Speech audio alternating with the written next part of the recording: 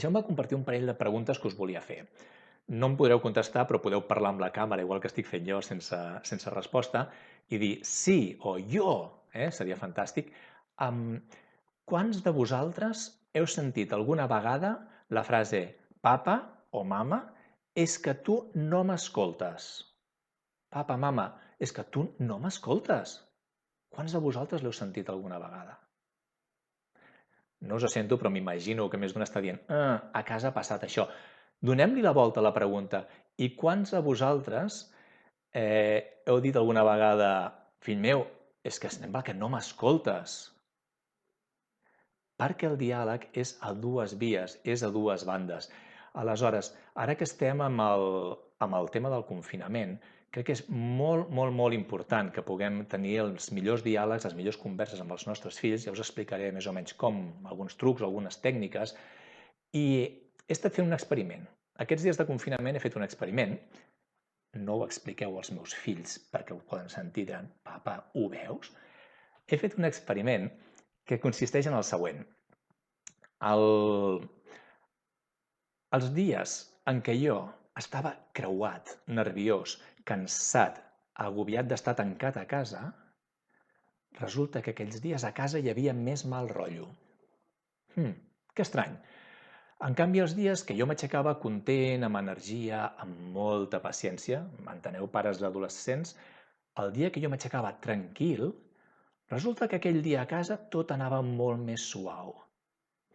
Això em va fer pensar i dic, que raro que quan jo estic malament tots es posen d'acord per estar malament. O no va així?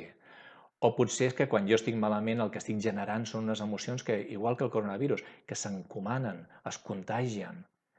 Aleshores, depèn moltíssim de com estic jo, el com estarem a la família. Llavors, avui sí que parlarem també dels temes més habituals. Com pregunto perquè m'escoltin, com escolto perquè parlin. Això està molt bé, però jo crec que hem de tocar un punt, sobretot ara al principi, que és el més important de tots, és qui sóc jo amb la relació amb els meus fills? Com estic jo i com fomento aquestes relacions? Sí, sortireu d'aquí amb feina. Vosaltres sortireu amb feina d'aquí per fer coses diferents. Oh, és que, Carles, els pares sempre som els que hem de canviar i ells què? No patiu, som el seu model. En aquest temps de tecnologia, on els joves es comuniquen molt poc cara a cara i moltíssim en textes, és molt important que tinguin un model de persona, adults, en els quals vegin com es parla, com es dialoga, com obrir una conversa perquè tothom se senti inclòs. Aleshores, el nostre paper és molt, molt, molt important. Això els servirà a la vida i no només a la feina. Això els servirà en el seu dia a dia, en la forma de fer les coses, amb la seva parella. Per la qual cosa, entrem ja en matèria tenint en compte que primer parlarem molt de qui som nosaltres. Jo aniré fent de cop en quant una miqueta així, remenant, perquè així vaig veient si hi ha alguna cosa urgent al Facebook, algú que em diu, Carles, has desaparegut, t'has congelat. Aquí estem intentant-ho. Molt bé, doncs si us sembla, comencem ara ja amb la presentació d'avui, ara ja de forma més oficial i més formal, i ja veieu que el títol és molt clar, com parlar amb els fills. Hauria de dir-se com parlar, com escoltar, com dialogar. Entrem una miqueta en el primer punt que us volia comentar avui. Quin objectiu tenim quan parlem amb els nostres fills? Perquè aquest ha sigut un dels grans descobriments. Jo fa 10 anys que em dedico al coaching, que treballo amb joves i que estic analitzant una mica com ho faig perquè un nano de 14-15 anys que no m'ha vist mai i es troba amb un senyor de 53 anys li expliqui la seva vida. I no és fàcil. Però sí que el primer que tinc molt clar que ajuda moltíssim és el que jo vull per ells. Us explico. Perdoneu, temes de tecnologia. Un segon. Vale, tornem-hi. Doncs el que us deia, molt important, quin objectiu tinc? Quan nosaltres, el nostre fill arriba a casa, la nostra filla, parlo amb els dos sexes, cap problema, quan els nostres fills arriben a casa, què és el que vull? Quan jo l'agafo per banda i dic, què, com ha anat l'escola? Ha anat bé el control? Què tal la presentació? Què tal els teus amics? Què ha passat amb aquell professor que estàs discutint? Jo puc fer-li un bombardeig de preguntes, però què vull realment quan parlo amb ell, quan parlo amb ella? Què vull jo quan li estic demanant on va anar la nit? Què vull jo quan li estic preguntant com és la seva vida? El primer punt, saber coses d'ell. Ara imagineu-vos que arribeu a la feina i el vostre cap, si teniu, si treballeu per tercers, imagineu-vos que el vostre cap arriba i us comença a preguntar coses d'aquestes. Com ha anat el cap de setmana? Seria una frase educada. Però, i què tal? Vas sortir de festa i t'ho vas passar bé? Vas arribar molt tard? I amb qui estaves? Imagineu-vos ara des de l'altra banda com rebríem aquestes preguntes. Aquestes són moltes vegades les converses que tenim amb els nostres fills. Converses de pura curiositat. Per què? Perquè ens preocupen i els estimem moltíssim i això és fantàstic. Però és pura curiositat que per l'altra banda pot ser com: estàs xafardejant la meva vida, papa? Mama, per què vols saber tantes coses de mi? Que és que no te'n refies? I és molt difícil començar una conversa des d'aquí. Una altra vegada, un altre dels objectius que tenim és ajudar-los, entre cometes, a canviar. Imaginem el cas del Marc. El Marc és un noi que, coses de les hormones, està enfadat, ha contestat malament a la seva mare. Vale? Aleshores el Marc contesta malament, se n'adona que l'ha fastidiada i, ostres, se'n va cap a l'habitació, perquè tenen uns valors, perquè sou pares fantàstics i mares fantàstiques, i se'n vol anar cap a l'habitació. Com a pare no el pots deixar marxar tal qual, no? I l'agafa i diu: espera, Marc, què ha passat? Què has fet? Per què insultes o per què crides així? De què vas? Demana perdó ara mateix a la teva mare, podrien ser frases normals de cada dia, i el Marc dirà perdó i s'intenta anar un altre cop a la seva habitació.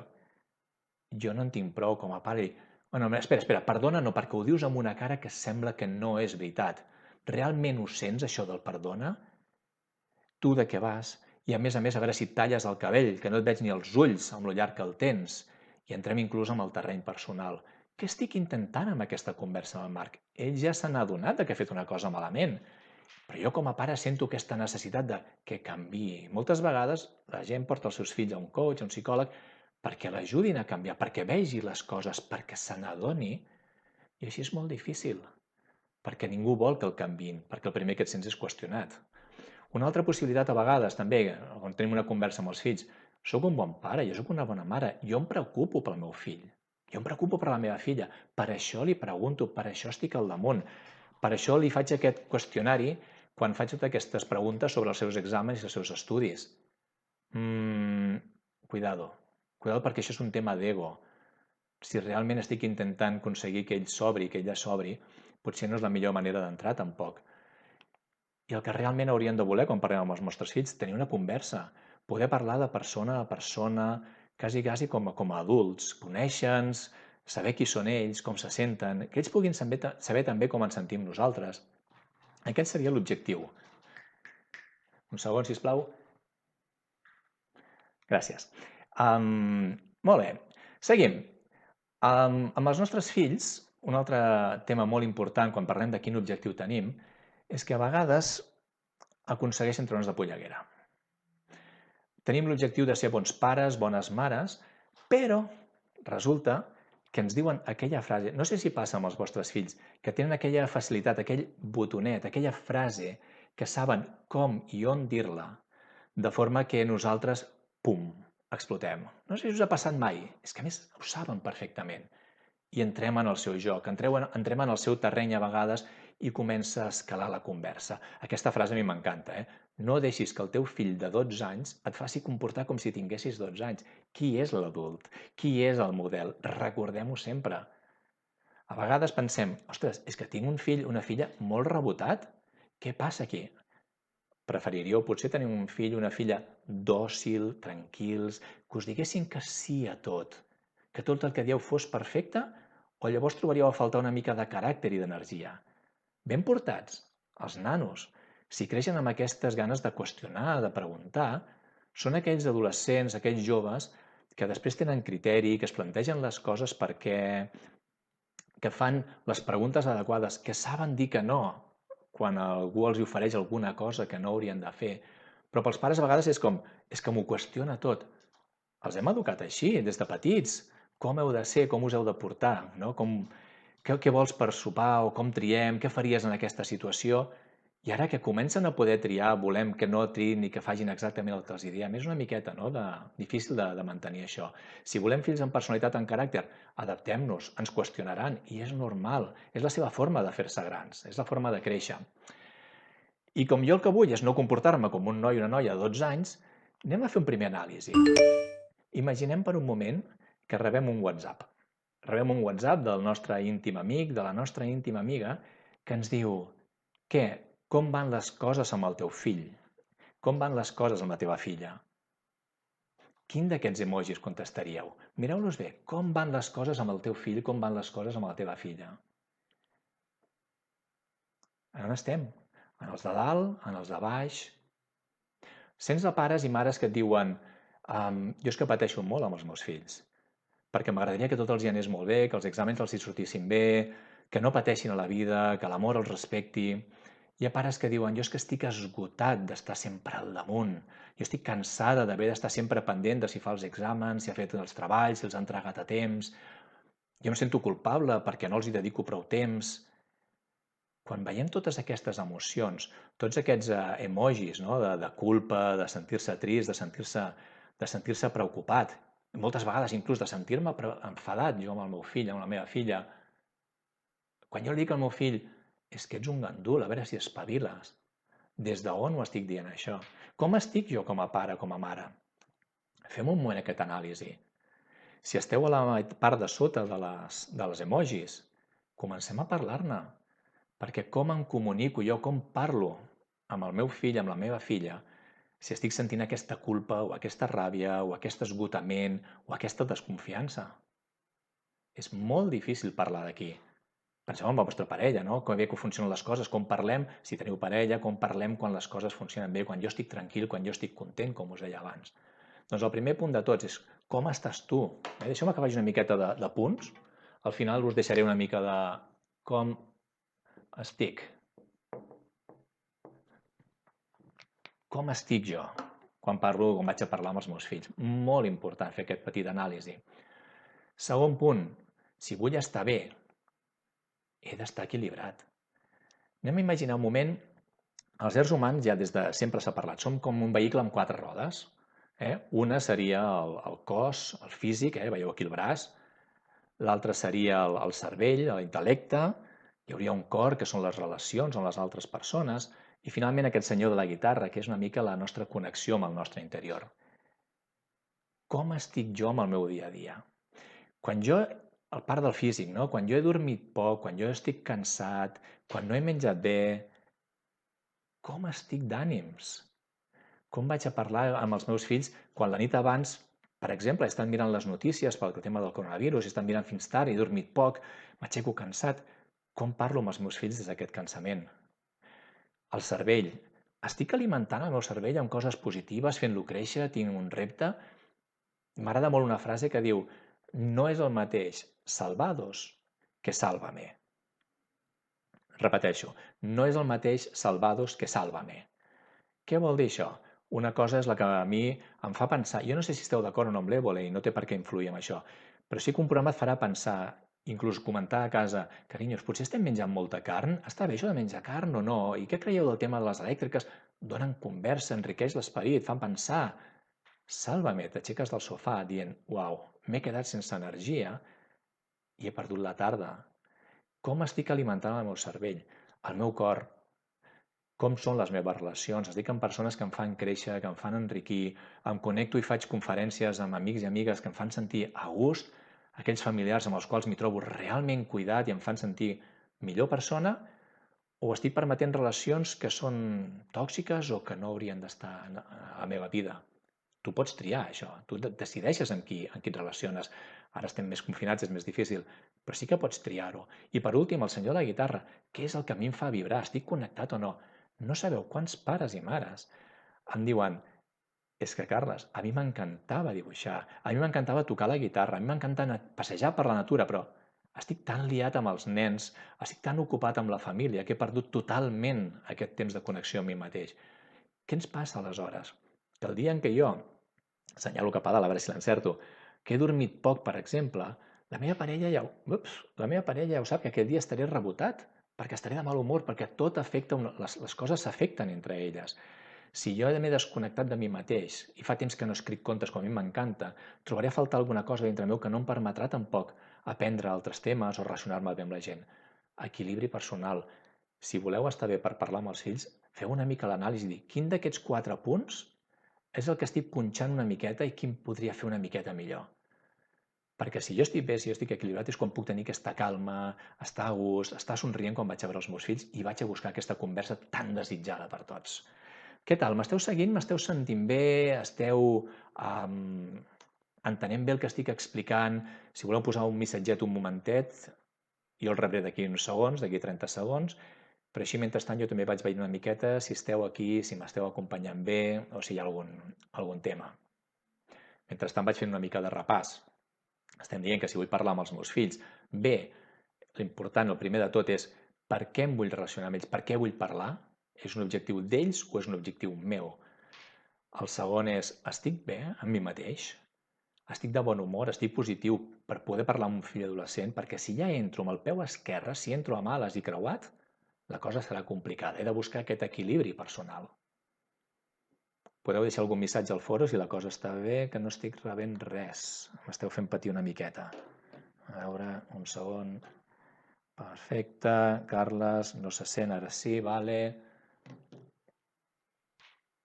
No estic rebent cap missatge en el xat. Confio que estareu tots i totes bé i que la cosa està funcionant. Ara m'arriba. Gràcies, Felisa, per aquest aplaudiment i aquest pols acaba cap amunt. Moltes gràcies. Continuem, doncs. Si hi ha qualsevol cosa, al final farem més aviat la ronda de preguntes. Vale? Aleshores, continuem. Qui sóc jo, com estic? I ara un punt fonamentalíssim. Deixeu-me que escrigui una paraula a la pissarra, que jo crec que és una de les claus del dia d'avui. Connexió.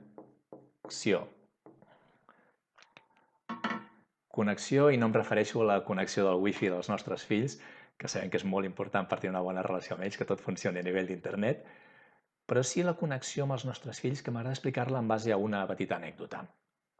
Aquest sóc jo fa uns anys fent una presentació a un poble de Catalunya i com podeu veure entre el públic hi ha molta gent, però també hi ha alguna criatura. Si veieu per aquí hi ha una nena, al costat n'hi ha una altra. Doncs jo quan vaig veure tanta gent i els nens petits vaig pensar, ostres, cuidado, Carles, perquè com els nens es desmadrin, patiran per fer aquesta conferència. Un segon, que m'escriuen per aquí, estan escrivint perfecte. Aquesta conferència, imagineu-vos, no? Amb els nens petits jo patia, i perquè els nens començaran a molestar, començaran a córrer i la liarem. Aleshores, començo a fer la presentació i resulta que els nanos, fantàstics, encantadors, ningú va molestar gens. I en aquell moment de pausa, a mitja presentació, que estàs fent un exercici amb els pares, me'n vaig anar caminant cap allà. M'acosto a un d'aquests nens petitons i li dic, gràcies, que t'estàs portant superbé, perquè s'ho mereixia, el meu agraïment perquè m'estava facilitant la meva feina. El seu pare em mira i em diu, no creguis, Carles, tan bé tampoc s'està portant, Tan bé no s'està portant. Aquest pare tenia una molt bona intenció. Volia que el pròxim cop la criatura es portés encara millor, que seguís millorant, i per això li exigia un comportament concret. Ara bé, el nano, segurament, jo no el vaig veure que digués gràcies, pare, per aquest missatge que m'has animat a seguir millorant i a ser sempre millor persona, sinó que vaig veure segurament una petita cosa que es clavava en el seu cor, perquè la criatura devia pensar, si avui que m'estic portant bé, rebo aquest missatge de no ser prou, què he de fer? Com ho he de fer amb el pare, aquestes coses? Connexió. Volem corregir, és normal perquè patim, volem que els nostres fills siguin els millors fills del món, però potser no ho aconseguim des d'aquí, des d'aquesta exigència. No dic que els deixeu per inútils, no dic que passeu de tot, però dic que de cop en quan és bo treure's aquesta gorra que portem com a pares, que hi diu responsabilitat, de fer millors persones, de fer millors adults, i que a vegades ens passem una miqueta. Fantàstic que vulguem que millorin, però fins a quin punt? Perquè aquestes converses, al final, el que porten és un exemple, converses que tenim amb els nostres fills. Ja has tornat de l'escola? Papa, que estic aquí, que no em veus. Ja has acabat els deures? Quina nota has tret al control? Una altra vegada vols diners? Ja has endreçat l'habitació? Per què no pares de discutir amb la teva germana? Qui no ha fet mai cap pregunta d'aquestes? Impossible, tots hem fet aquest tipus de preguntes. Però ara mirem des de l'altra banda com se sent això, què senten els nostres fills. Has tornat de l'escola? Jornada laboral. Has acabat els deures? És com estàs gestionant el temps. Quina nota has tret al control? Assoliment d'objectius. Has aconseguit les vendes? Una altra vegada vols diners? La paga, el sou. Ja has endreçat l'habitació? Bueno, això és el manteniment de les instal·lacions. Per què no pares de discutir amb la teva germana? No deixa de ser un missatge molt bàsic de recursos humans, de relacions amb l'equip. Com t'estàs relacionant amb l'equip? Pares i mares que m'esteu sentint, estem parlant amb els nostres fills o estem negociant el conveni laboral? Sí o no? És com si estiguéssim en una empresa, bàsicament, la majoria de preguntes que fem. D'aquí la importància de què preguntem i sobre què preguntem. I ara arribem al punt, jo crec, fonamentalíssim d'aquesta xerrada que estem fent avui. L'adolescent iceberg. Gran concepte, una il·lustració fantàstica del Juanjo Fernández que em va regalar fa poc. L'adolescent iceberg. Pels que som d'una altra època que no es parlava tant anglès, l'adolescent iceberg. Què vol dir això? Una de les sensacions més dures quan estàs treballant amb adolescents és quan et mira un adolescent i et diu: és que als meus pares només els importen les notes. L'únic que els importa de mi són les notes de l'escola. I amb això, la relació que creem amb els nostres fills és molt complicada. Per què? Perquè els nostres fills, adolescents, estan vivint moments únics a la seva vida. Primers amors, primeres relacions, potser. Sortir amb els amics ara són el més important de la vida, ells sí que saben les coses. Pensar sobre política, debatre, jo ho veig així, tu ho veus així, tota aquesta passió que posen ells sempre. I nosaltres ens preocupem de si ha endreçat l'habitació, de si ha fet els deures, de si està molt o no amb el mòbil, de si s'ha rentat les dents. Que bonic seria poder entrar a conversar amb els nostres fills des de tota aquesta part de sota, la que no es veu, la que no és tan visible, la que és la persona. Com se sent? Com estàs? Com van les coses? Com estàs vivint aquest moment que estem tenint ara amb el confinament? Com portes la teva vida? Que diferent si podem parlar des d'aquí, perquè si jo treballo aquesta part com a pare, si jo em relaciono des d'aquesta curiositat per la persona, el dia que vulgui parlar de la part de dalt de l'iceberg, el dia que hem de parlar de per què no ha anat bé un examen o què ha passat amb un tema del mòbil, serà molt més fàcil que ens escoltin, perquè haurem establert una base, haurem establert una relació que ens permet parlar realment, tenir aquests diàlegs, com us deia, que tots volem tenir. Quedeu-vos amb el concepte, el fill, la filla, l'adolescent iceberg. Les notes, el que ens preocupa sempre, està bé i és important, però si abans no he treballat la part de sota, em serà molt difícil poder parlar d'aquests temes més complicadets, més de resultats, per dir-ho d'alguna manera. Què vol dir això? Que hem d'estar preparats, perquè si jo començo a parlar amb la persona, el primer que he de fer és entendre qui és, com és, i estar disposat a sentir coses que potser no m'agradaran. Una mare em deia un dia: jo a la meva filla l'accepto al 100%. Això sí, m'agradaria que amb els estudis s'esforcés una miqueta més, que fos una miqueta més endreçada amb l'habitació. I podríem seguir. Realment aquesta mare accepta la seva filla tal com és? O la seva filla se sentirà qüestionada totalment? No vol dir que oblidem que els fills s'han d'esforçar, que han de ser endreçats, però si entro per aquí directament és molt difícil. Si no estic acceptant la persona com és, em serà molt difícil relacionar-me amb ella, relacionar-me amb aquesta adolescent. I els hi posem etiquetes. Aquesta noia en concret tindria una etiqueta de vaga, gandula. Quan els hi pregunto les xerrades als nois i noies de batxillerat o de l'ESO, a qui li han dit alguna vegada que és un gandul, s'aixequen les mans, totes, pràcticament totes.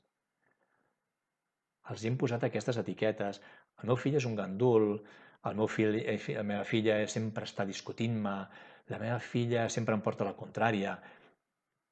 Que bonic seria poder veure els fills i pensar una miqueta de dir: Bueno, és gandul o és que senzillament està establint les seves prioritats i encara necessita una mica d'acompanyament? És una persona que comunica i parla poc o és que encara necessita una mica més de model meu per poder obrir-se i parlar una miqueta més? Sempre em porta la contrària o senzillament és que és una persona que té criteri i que vol defensar el seu punt de vista perquè vol aprendre a raonar i a debatre les coses? Les etiquetes fan moltíssim mal als nostres fills, no ajuden gens a tenir aquestes converses que volem tenir amb ells i especialment quan parlem d'etiquetes amb els amics. Eh? T'has anat a juntar amb el pitjor de l'escola. La florinata, nen! És que et passes tot el dia amb ells. Quan un jove sent que no acceptem els seus amics, que dur que és, perquè són la primera vegada que ells escullen realment amb qui volen estar.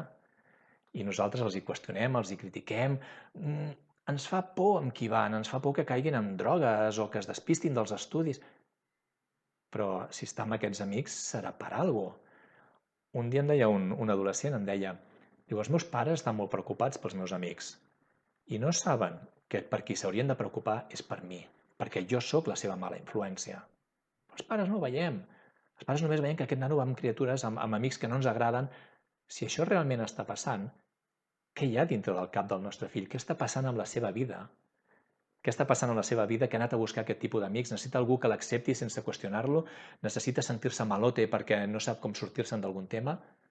Acceptem molt bé, perquè quan jo accepto, com dèiem abans, treballo la part de sota de l'iceberg i a partir d'aquí és quan puc parlar d'altres coses.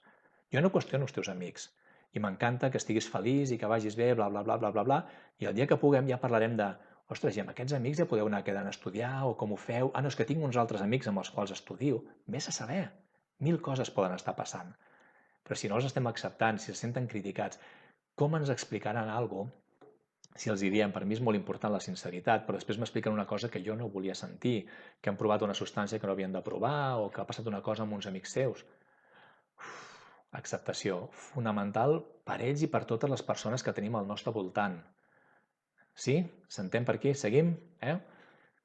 Després de l'acceptació, com ja estem parlant ara de com encaixar amb els nostres fills com a persones, us explico el truc definitiu i la paraula és empatia. Aquesta paraula que hem sentit dir 1.000 milions de vegades, que és tan senzill com sentir-nos com ells, entendre com s'estan sentint.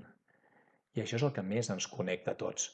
I aquí us explico aquest petit truc. Al final tindreu penjat aquí al Facebook una fulleta amb el resum d'idees que estem donant avui. Però que important que és l'empatia, que bàsicament és escolta, què has fet a l'escola, com ha anat el dia, que si et baralles amb ta germana o no, vale, però realment com estàs tu? Com ho portes? Com et sents? Quan parlem d'emocions, quan parlem de sentiments, quan ens preocupem per la persona, és quan realment pot haver-hi aquesta apertura. Pot haver-hi fills, nota a pie de pàgina, pot haver-hi fills que realment no són conversadors, no són de compartir les coses. I també hem de respectar-ho. Els hi costarà molt més. I no passa res perquè nosaltres sabem que el dia que només contesti i digui ai, doncs avui he tingut un gran dia, això per nosaltres serà com pluja de primavera, serà fantàstic i valorem molt això. Però no podem pretendre que sigui una persona diferent de la que és. Acceptació vol dir també acceptar que a vegades els nanos no comunicaran com nosaltres voldríem. Ens muntem pel·lícules. A casa les persones som com Netflix. Ens muntem, no hi ha un episodi d'una sèrie, sinó la sèrie sencera, les temporades totes elles. Què vol dir això? Jo com a pare, com a mare, perdoneu, em monto la idea de com han de ser els nostres fills. Han de ser comunicatius, han de ser simpàtics, han de ser carinyosos, s'han d'esforçar, i si treuen bones notes s'han d'esforçar encara una miqueta més per assegurar. I aquests fills ideals només existeixen a les pel·lícules. Ens muntem un Netflix, tenim el nostre guió, i quan els nostres fills se surten del guió, ens descol·loquen. I quan tornen de l'escola i no ens volen explicar alguna cosa, ens ho prenem personalment com un atac a nosaltres. Som mals pares, què hem fet amb aquesta criatura? Què passa aquí? I no passa res, senzillament és que igual en aquell moment no ve de gust parlar. Però ell sap que després surt de l'habitació i ens troba oberts a parlar de com estàs, com et sents, com ho portes, com estàs com a persona, serà molt més fàcil que ens expliqui totes les altres coses. Oblidem-nos de Netflix, no hi ha fills ideals. I si algú el té, felicitats, fantàstic. Però segurament també li esteu trobant alguna pega que hauria de millorar. O potser m'equivoco. Molt bé, seguim. Estem parlant de l'empatia, estem parlant de com connectar amb els nostres fills des amb què connectem, amb les seves emocions, amb els seus sentiments, amb la seva persona. I passem a un altre punt. Com han canviat els temps? Algú havia sentit o havia pensat algun cop aquesta frase? Ai, abans era diferent. Abans, quan el meu pare em mirava... Acabeu la frase. Quan el meu pare em mirava, no calia que digués res més. No calia, perquè només amb aquella mirada ja m'estava transmetent tot el que em volia dir. I en canvi ara has de raonar, has de parlar, has de negociar, has de discutir, has d'assistir a xerrades com aquesta, perquè no saps com fer-ho. I aquest és el signe dels temps, i això hem de tenir-ho molt clar també. No és com abans. Ja ho sabeu, ja ho heu notat, però no somieu que aquells temps tornaran. Els nostres fills han viscut en una infància, una adolescència on hem parlat de tot, hem pogut comentar les coses, els hem demanat el seu punt de vista,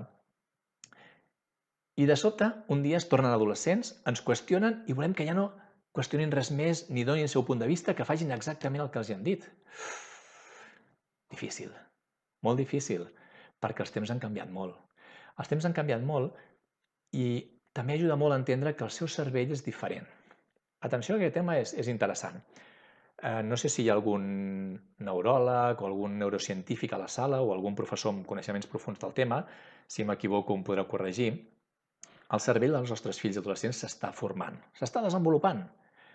Aleshores, l'última part que es forma del nostre cervell és aquesta. I aquesta és la part que es dedica a raonar, pensar les conseqüències, organitzar les idees, tenir el sentit temporal del que passa. I això és l'última cosa que es forma. Mentre el cervell s'està formant, passen coses. És com quan fas obres a casa. De sobte, el lampista, el manyà, la persona que porta l'electricitat et diu «Trec el llum!» i fa «clac!» Baixa una palanqueta i ens quedem a casa a fosques. Al cap d'una estona, torna a donar el llum, pam! Torna a obrir la palanqueta, el commutador aquest de l'entrada, i tornem a tenir llum. El cervell dels nostres fills és igual, està en obres. S'estan formant les connexions. Aleshores, de cop en quan, passa això. Traiem el llum, clac!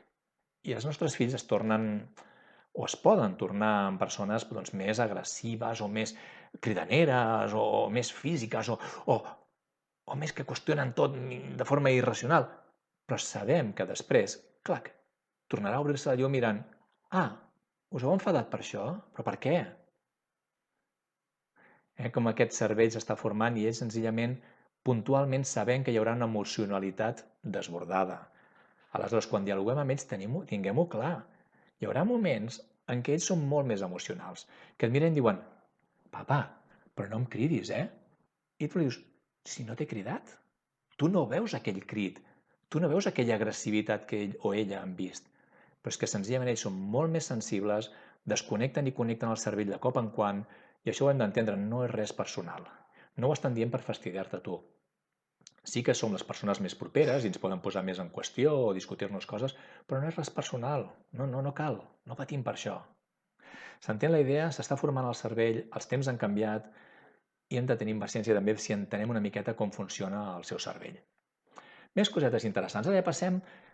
Hem vist la primera part, deixa'm resumir una miqueta, hem vist una primera part en la qual hem comentat una miqueta aquests temes que tenim per aquí. Perdoneu, que això de mirar-se amb un mirall és una mica raro. Com estic jo com a persona, quan vull parlar amb els meus fills, com estableixo aquesta connexió, com puc trobar la part de l'iceberg de sota dels meus fills, la persona en si, i tenir tota l'empatia del món, entenent que els temps han canviat, que el seu cervell està funcionant d'una manera especial, temporalment, no passa res. I a partir d'aquí, anem ara al que ja es consideraria una miqueta més tradicional en aquestes xerrades. Com pregunto, com escolto... Anem a fer un petit exercici. Quan busques escoltar pares escoltant a fills, alguna cosa d'aquest tipus a internet, trobes fotos com aquesta. I serveixen fantàsticament per debatre el que volem debatre ara.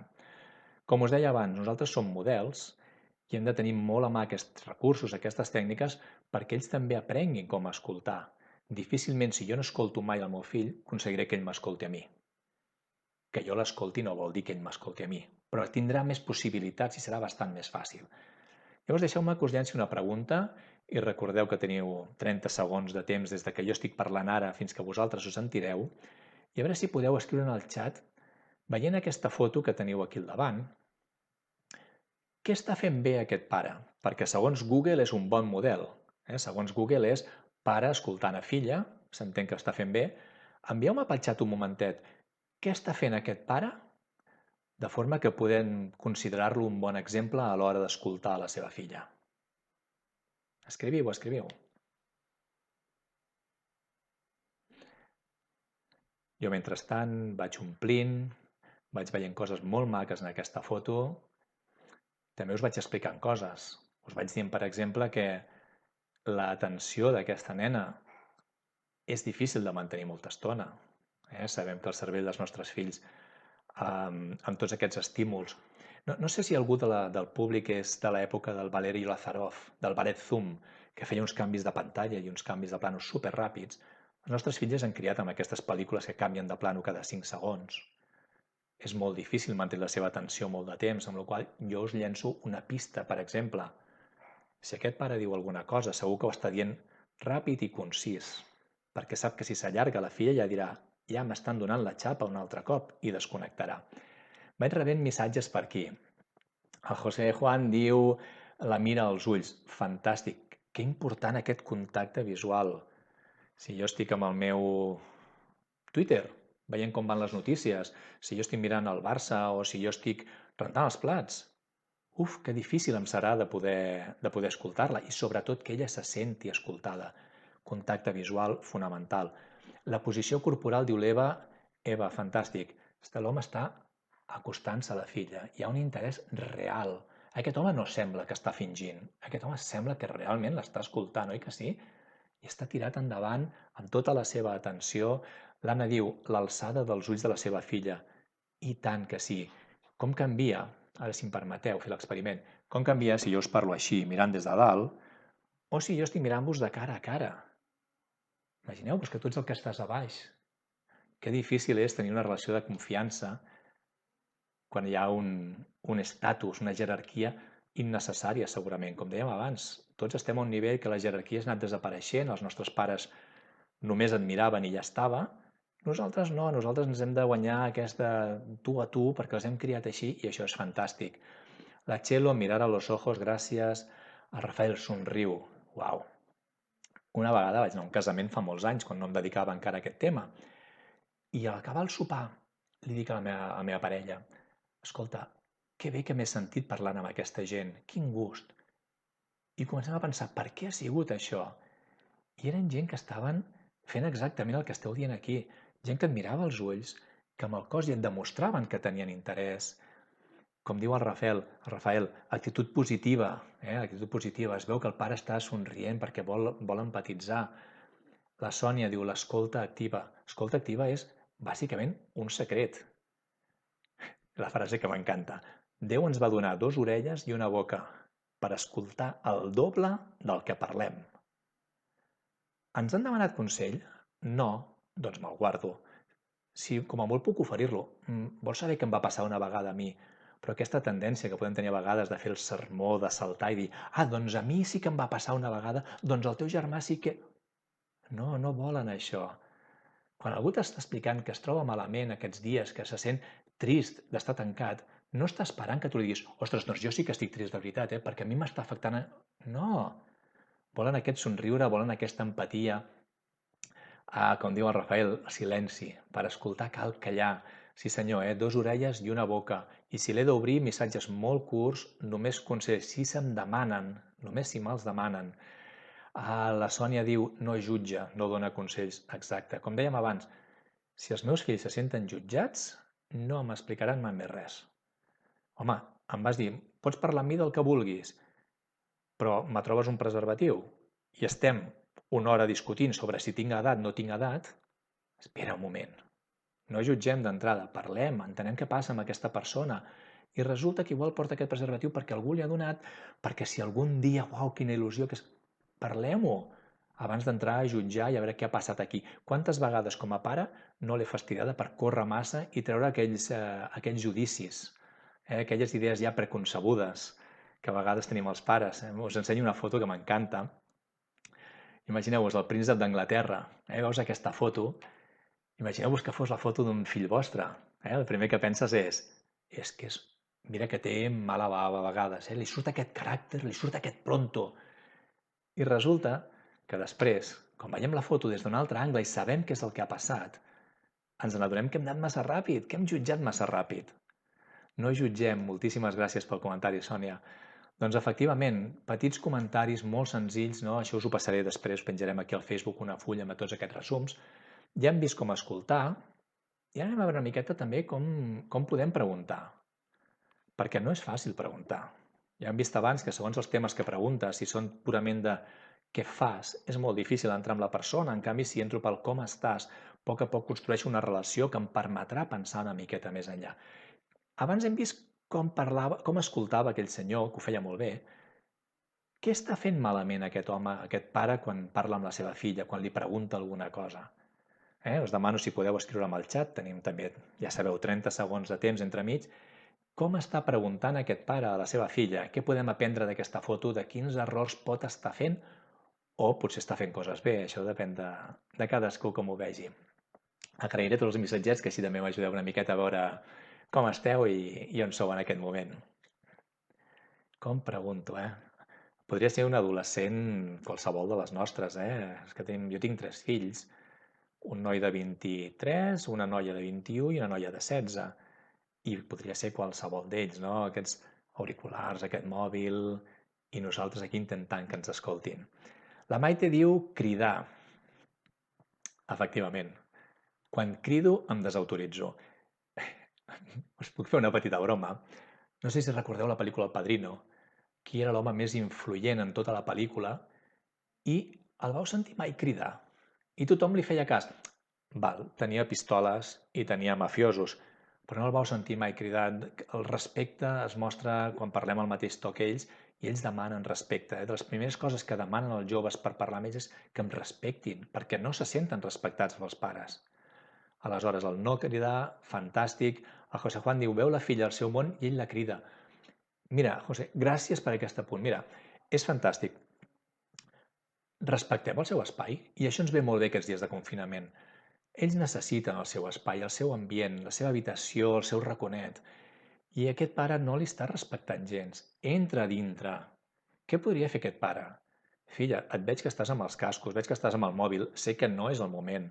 I si no és el moment, no passa res. Et sembla que parlem després de sopar? A quina hora et sembla que podem parlar una estona, que et vull comentar uns temes? No passa res per ser humils i preguntar-los a ells com ho veuen. A quina hora t'aniria bé que parlem o quan serà un bon moment? Perquè ella no està ara per escoltar. I ningú escolta si no vol. Oi que no? Que ho heu comprovat amb els adolescents. L'Eva diu no té la seva atenció, exactament. Si no he aconseguit primer que em miri i que m'escolti, de què serveix cridar? No és el moment perquè ella no està receptiva, efectivament. Ja ho veiem clarament que aquesta noia no està per la labor en aquest moment. A més, el pare podíem també veure altres coses, no? Un pare que està des de dalt, com abusant una mica de la seva posició. El pare com està? Si el pare fes aquest exercici de l'emoji, com estàs amb la teva filla? Quin emoji ens posaria aquest pare? La cara explosiva. I no és el moment. Com hem dit abans, relaxa't, tranquil·litza't, troba't bé amb tu mateix. Ella te l'ha fet molt grossa, val? Però si vols parlar-ho, no és el millor en calent arribar aquí i començar a cridar. El millor és esperar que tu també puguis estar tranquil per poder parlar les coses tranquil·lament. No s'arreglen les coses en calent. Molt difícil. 2 minutets, me'n vaig al quarto de bany o a la meva habitació, respiro, llegeixo una miqueta i ara ja puc sortir a parlar. Una mare de Valls, a Tarragona, em deia una vegada, diu, com que jo no vull enfadar-me i no vull cridar perquè sé que no va bé, el que acostumo a fer és que quan els hi donen les notes als fills, que és el divendres al migdia normalment, profes que esteu aquí, el divendres al migdia li donen les notes, jo li dic, fes una foto amb el WhatsApp i me l'envies. I així, quan el meu fill arriba a la tarda, jo ja ho he paït, jo ja ho he digerit i ja estic tranquil·la i podem parlar tranquil·lament de com ha anat. Que important el poder trobar aquesta relaxació, aquesta tranquil·litat per connectar amb els fills i per preguntar-los coses. Doncs molt bé, fantàstic, teniu moltíssimes idees. Com us deia abans, jo us deixaré un full Jo us deixaré un full aquí ara al Facebook, després el penjaré amb un resum de tot el que estem parlant, de com preguntar, com parlar, etc. I el que sí que us animo molt és que, mira, l'altre dia, és que passen coses molt rares amb el confinament. L'altre dia vaig trobar una senyora que anava pel carrer. Jo venia de comprar amb el meu carritó de la compra, tot mascareta, amb els guants, anava patint una mica, no?, per veure qui em trobo, qui no, si algú tus. I de sobte veig una senyora a l'altra vorera, a la vorera del costat. Anava amb guants, anava amb mascareta i es veu que volia parlar pel mòbil. Què va decidir? Va decidir que el més intel·ligent era treure's la mascareta, treure's el guà i per poder parlar pel mòbil se'l va posar a la boca mentre es trucava amb el seu telèfon. Ella sap que això no s'ha de fer. Ella sap que no s'ha de fer, però ho fa. Aleshores, el que us vull demanar avui és, ara que sabeu coses que ja sabíeu i que us hem refrescat aquí de què s'han de fer, què és el que sí que començaràs a fer? No n'hi ha prou amb saber-ho. L'important en el món del coaching és posar-se en marxa, posar-se a la pràctica. Aleshores, com a pare, com a mare, quan ara pengem, no? Quan ara acabi aquesta conferència, què pots començar a fer una miqueta diferent? O què és el que has de deixar de fer? De tot el que hem parlat. Si algú vol compartir-ho pel foro, fantàstic, perquè així també potser donem idees als altres. Penseu que com a pares és molt important també veure i sentir què diuen els altres pares, moltes vegades perquè dius, mira, a ells també els hi passa, uah, no sóc l'únic, no sóc l'única, no sou els únics, no sou les úniques, no passa res, si voleu comentar què és el que jo puc fer diferent o puc deixar de fer per comunicar-me a mi o amb els meus fills, pot ser que algun dels vostres companys vegi això i digui, és veritat, m'aniria molt bé això d'estar una miqueta més tranquil. M'aniria molt bé de tornar una mica a llegir al vespre abans d'anar a dormir per dormir relaxat i al dematí estar al 100% per la meva família i aprofitar-ho molt per aquest confinament. Perquè el que sí que estem tenint és moltíssima estada tots junts a casa i aleshores és molt important que més tranquils puguem estar. Entenguem que per ells també és molt difícil en aquests moments. Ells també estan patint, no poden veure els seus amics, no poden sortir, ara comencen, no?, almenys a casa vostra, ara comencen, però ha sigut també molt dur per ells. No podem pretendre que no passi res i que tot sigui normal, però si jo estic tranquil, si jo entenc per què li passa, sé que a més el seu cervell s'està formant, tot això que hem parlat, serà molt més fàcil per mi.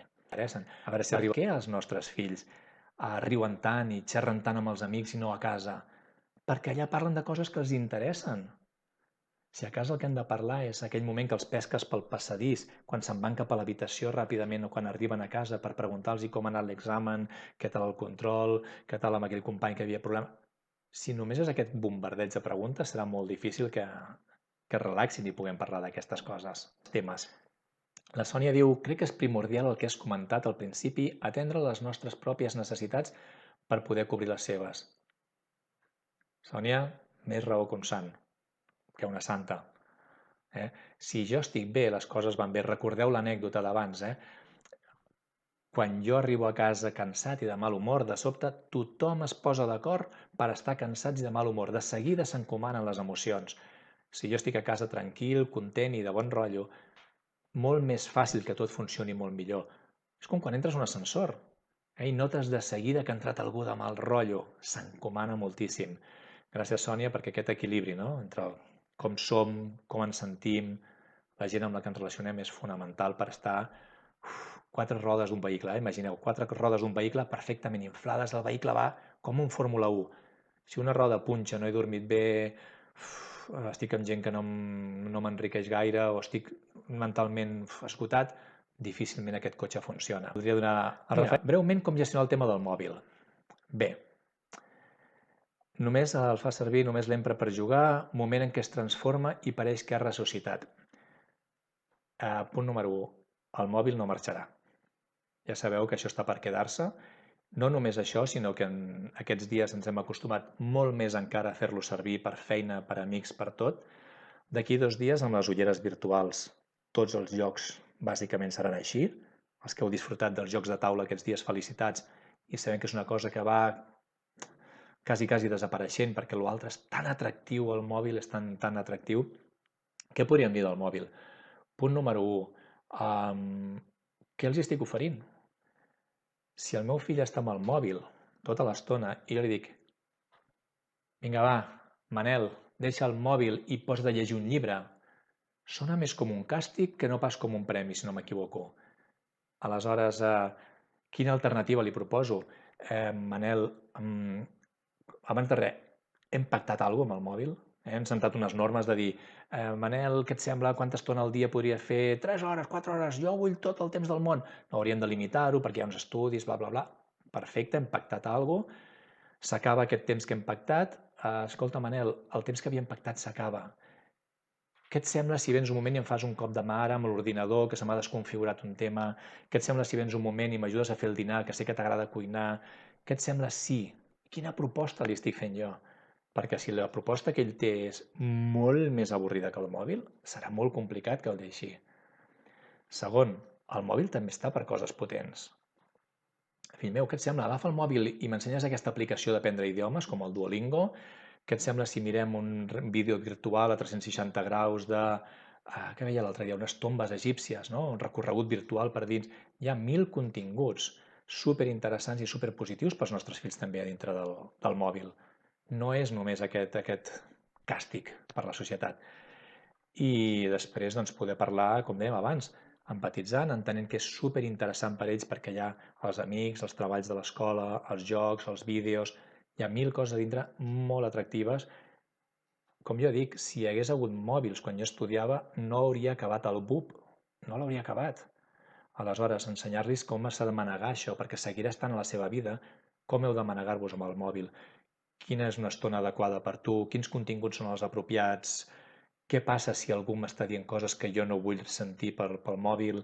Tota aquesta educació requereix moltíssim temps, s'ha de mentoritzar molt l'ús del mòbil quan som més petits i quan es van fer més grans anar-nos relaxant. Jo també us diria, que amb el temps, també conforme es fan més grans, el mòbil ja no és tan addictiu i tan important, normalment, perquè ja tenen una vida social amb els amics, etc, que ja valoren altres coses també. Però sí que hi ha un moment, no? 12, 13, que bàsicament el motiu per tenir un mòbil és jugar. Després ja passa a ser connectar amb la gent i fer altres coses. I és una fase que hem de passar, marcar límits. No passa res per marcar límits, és sa que els nostres fills tinguin límits. I aquest sí és un tema important per vosaltres. Si és una batalla que val la pena lluitar, estigueu al damunt i marqueu uns límits molt clars. A veure, aquí tenim alguna pregunteta més per aquí. Més pantalles, menys practiquen habilitats socials. Sí, per això és una cosa que no podem deixar 100% lliure, que podem marcar uns límits, idealment negociant-los també amb ells.